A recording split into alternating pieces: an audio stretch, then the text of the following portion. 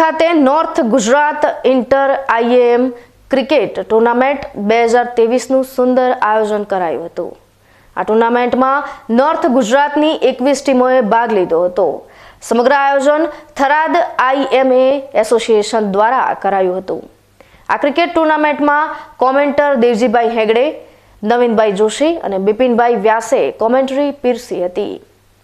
થરાદ ખાતે north Gujarat inter IMA cricket tournament 2023નું આયોજન થરાદ આઈએમએ એસોસિએશન દ્વારા કરવામાં આવ્યું હતું। નોર્થ ગુજરાતની 21 ટીમોએ આ ટુર્નામેન્ટમાં ઉત્સાહભેર ભાગ લીધો હતો। આ ટુર્નામેન્ટનું આયોજન 1999થી શરૂ કરવામાં આવ્યું છે અને આ ટુર્નામેન્ટમાં ઉત્તર ગુજરાતના તમામ એમબીબીએસ ડોક્ટરો ભાગ લે છે। આ વખતે થરાદ ખાતે આયોજન કરવાનું નક્કી થતાં થરાદ આઈએમએ એસોસિએશને ભારે જહેમત ઉઠાવી સફળ આયોજન કર્યું હતું।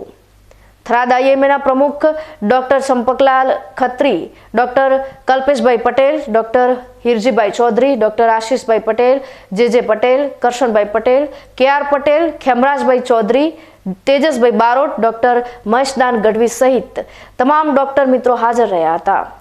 આ ક્રિકેટ ટુર્નામેન્ટ નિહાળવા માટે ડીડી રાજપૂત, શૈલેષભાઈ પટેલ, બેમજીભાઈ પટેલ, પથુસિંહ રાજપૂત, બીકે ન્યૂઝ ચેનલના એમડી મગનલાલ માળી, ડોક્ટર અરુણ આચાર્ય સહિતના આગેવાનો ઉપસ્થિત રહ્યા હતા।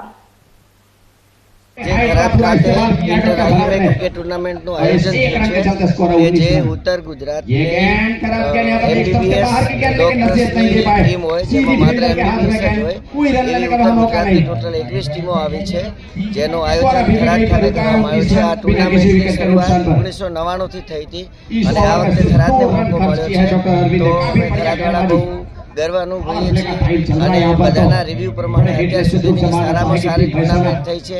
અહીં અમારા આઈએમએના સેક્રેટરી સાહેબશ્રી વધાર્યા છે અને થોડી સમયમાં મેચ પતે એટલે ક્લોઝિંગ સેરેમની રાખવામાં આવશે।